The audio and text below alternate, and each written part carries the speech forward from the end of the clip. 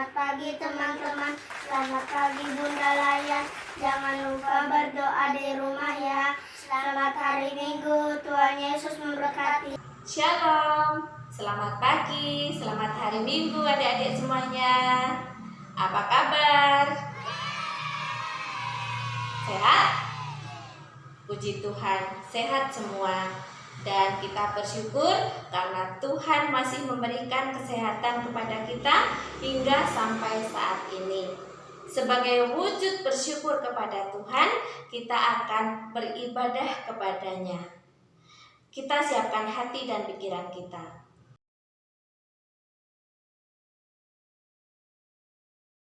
Selesai?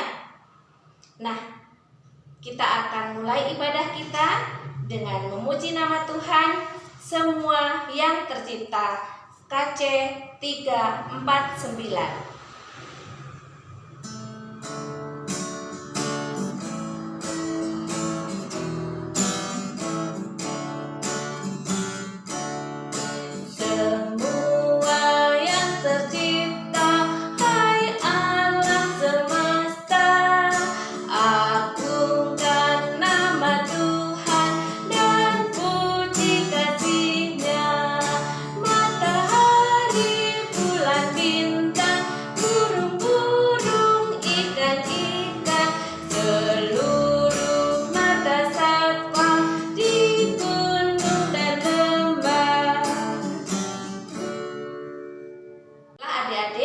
Kita akan berdoa. Mari kita berdoa. Tuhan Yesus, kami bersyukur kepadamu. Engkau sangat baik kepada kami, anak-anak-Mu. Dan saat ini kami anak-anak-Mu Pelkat PA akan melaksanakan ibadah minggu. Kiranya Tuhan berkati ibadah kami, Tuhan pimpin ibadah kami dari awal pertengahan hingga akhir dalam keadaan baik dan lancar. Terima kasih Tuhan Yesus. Amin. Oke, saat ini kita akan membaca Mazmur. Kita akan baca Mazmur 100 ayatnya yang pertama sampai kelima. Kita akan baca bersama-sama ya. Kita mulai dari sekarang. Pujilah Allah dalam baitnya. Bersorak-soraklah bagi Tuhan hai seluruh bumi. Beribadahlah kepada Tuhan dengan sukacita. Datanglah ke hadapannya dengan sorak-sorai. Ketahuilah bahwa Tuhanlah Allah, Dialah yang menjadikan kita dan punya Dialah kita, umatnya dan kawanan domba gembalaannya. Masuklah melalui pintu gerbangnya dengan nyanyian syukur, ke dalam pelatarannya dengan puji-pujian. Bersyukurlah kepadanya dan pujilah namanya, sebab Tuhan itu baik, kasih setianya untuk selama-lamanya, dan kesetiaannya tetap turun-temurun. Kita akan mendengarkan firman Tuhan, namun sebelumnya kita akan memuji Tuhan dengan pujian baca kitab suci doa tiap hari.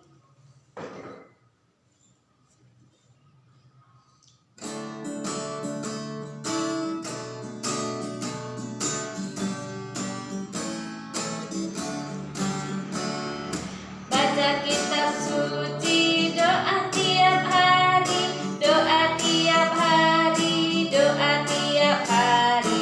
Baca kitab suci doa tiap hari kalau mau tumbuh, kalau mau tumbuh, kalau mau tumbuh. Baca kitab suci doa tiap hari kalau mau tumbuh. Mari kita membaca firman Tuhan yang terambil dari Alkitab Kudus Perjanjian Lama, Kitab Keluaran pasal 6 ayat 7 sampai ayatnya yang ke-13. Adapun Musa 80 tahun umurnya dan Harun 83 tahun. ketika mereka berbicara kepada Firaun, dan Tuhan berfirman kepada Musa dan Harun, apabila Firaun berkata kepada kamu, tunjukkanlah suatu mujizat, maka haruslah kau katakan kepada Harun, ambillah tongkatmu dan lemparkanlah itu di depan Firaun, maka tongkat itu akan menjadi ular. Musa dan Harun pergi menghadap Firaun, lalu mereka berbuat seperti yang diperintahkan Tuhan. Harun melemparkan tongkatnya di depan Firaun dan para pegawainya, maka tongkat itu menjadi ular. Kemudian Firaun pun memanggil orang-orang berilmu dan ahli-ahli sihir, dan mereka pun ahli-ahli Mesir itu membuat yang demikian juga dengan ilmu mantra mereka. Masing-masing mereka melemparkan tongkatnya, dan tongkat-tongkat itu menjadi ular, tetapi tongkat Harun menelan tongkat-tongkat mereka. Tetapi hati Firaun berkeras, sehingga tidak mau mendengarkan mereka keduanya, seperti yang telah difirmankan Tuhan.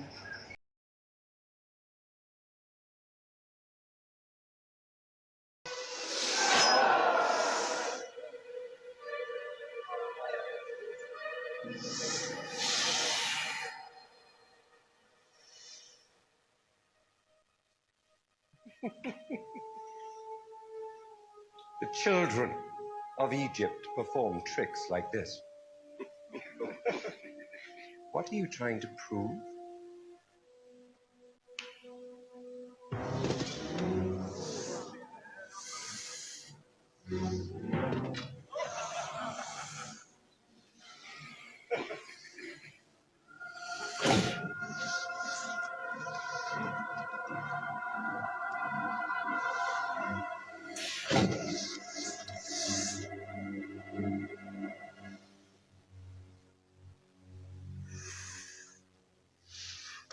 You allow your people to follow their gods. Let us follow ours. Let us go into the desert for 3 days to worship.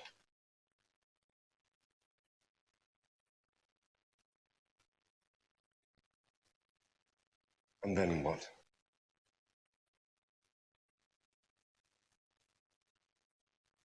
You will willingly return. Perhaps in that time you'll change your mind. I doubt it. Enough! Pharaoh will not haggle with a slave.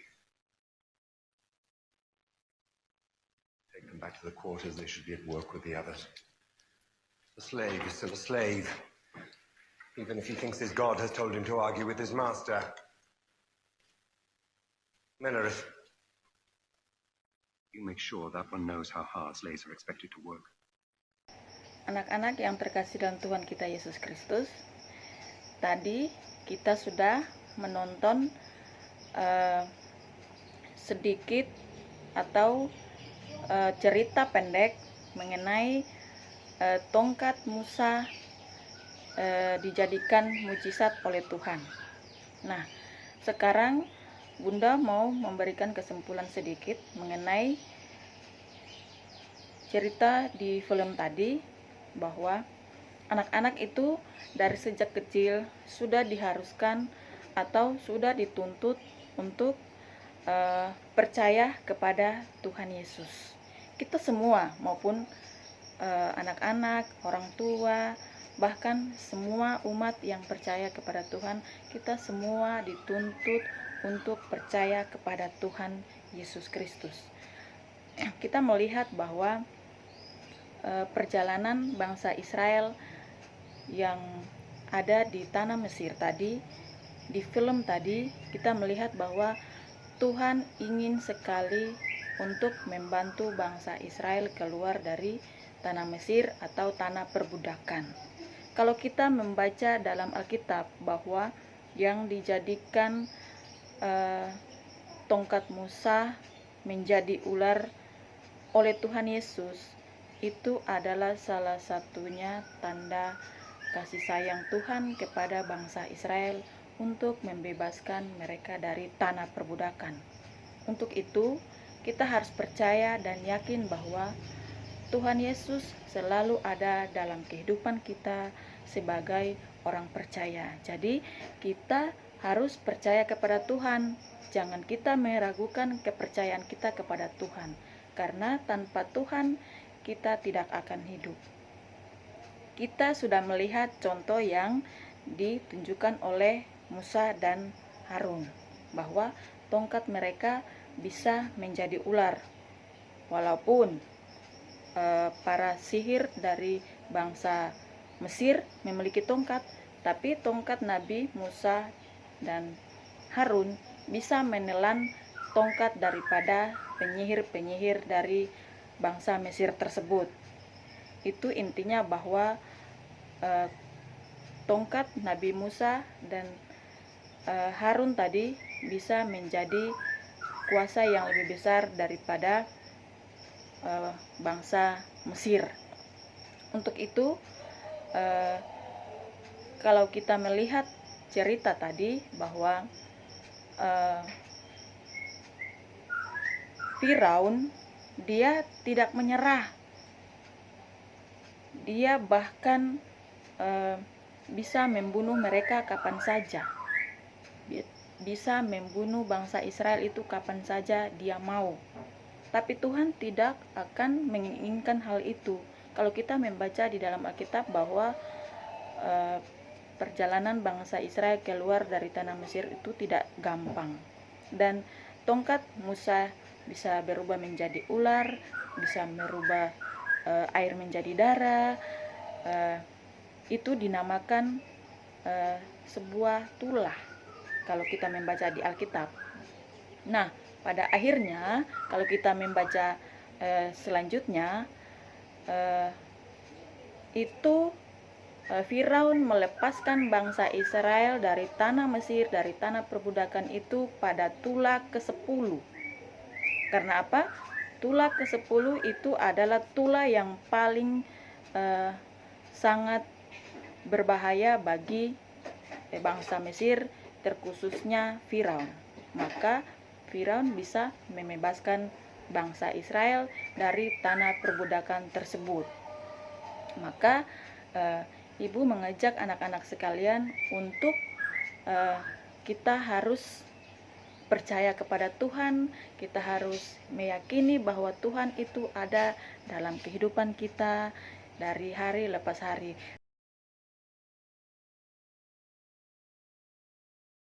Baiklah, kita akan merespon firman Tuhan dengan pujian Bapa di surga mengasihiku.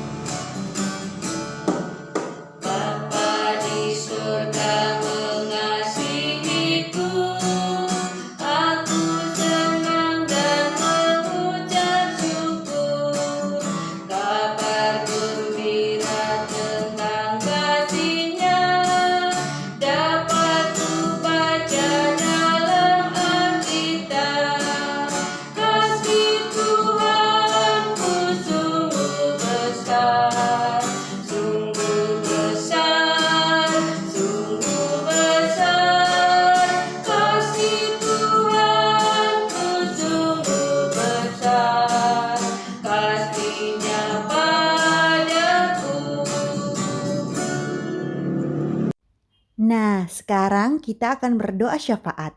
Dan doa syafaat kali ini, adik-adik akan berdoa bersama-sama dengan orang tua, secara bergantian, dengan pokok-pokok doa sebagai berikut. Kalau orang tua mendoakan anaknya, mendoakan hamba-hamba Tuhan, mendoakan gereja, mendoakan pemerintah, dan mendoakan COVID-19 segera berakhir. Dan untuk adik-adik, pokok doanya mendoakan orang tua, mendoakan bunda dan kakak layan, dan mendoakan teman-teman. Adik-adik, saatnya kita memberikan persembahan kepada Tuhan. Kita akan memuji Tuhan dengan pujian Tuhan betapa banyaknya. KC 264.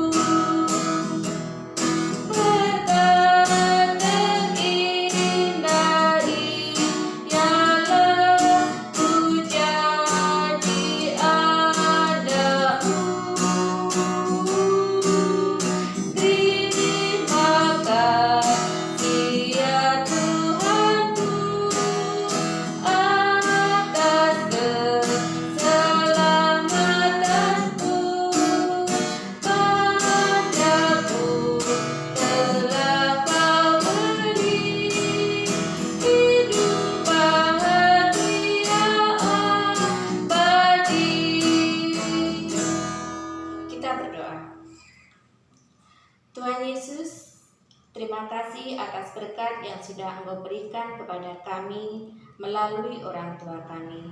Dan saat ini kami mengembalikan sebagian berkat yang sudah Tuhan berikan kepada kami.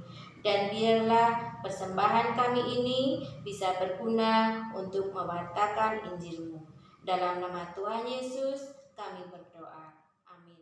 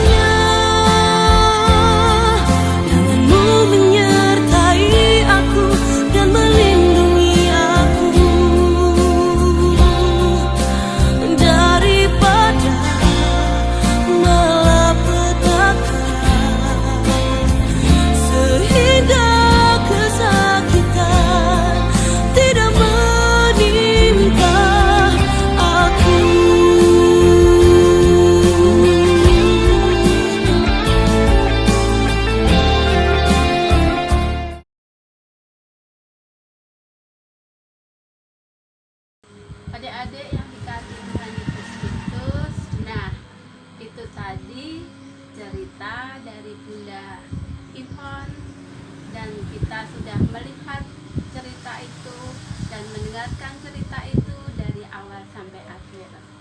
Kini saatnya Bunda Sri akan memberikan tugas pada kalian di rumah.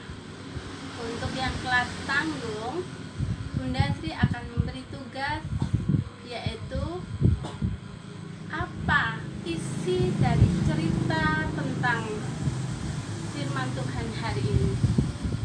Dan untuk yang kecil, Bunda Sri pengen kalian menulis, dibantu orang tua, siapa tokoh-tokoh cerita dalam Alkitab yang sudah dibahas pada hari ini.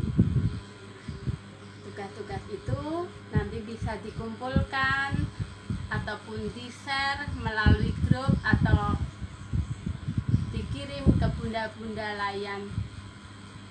Demikianlah tugas Bunda Sri.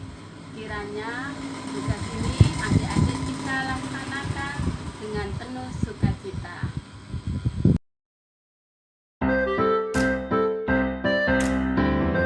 Abang hari ini akan menghafalkan kitab Lukas bab 6 ayat 37a. Jangan kamu menghakimi, maka kamu pun tidak akan dihakimi. Selamat pagi teman-teman. Pagi ini kita membaca Alkitab yang terambil Lukas pasal 6 ayat 38a yang berbunyi, berilah maka kamu akan diberi. Shalom.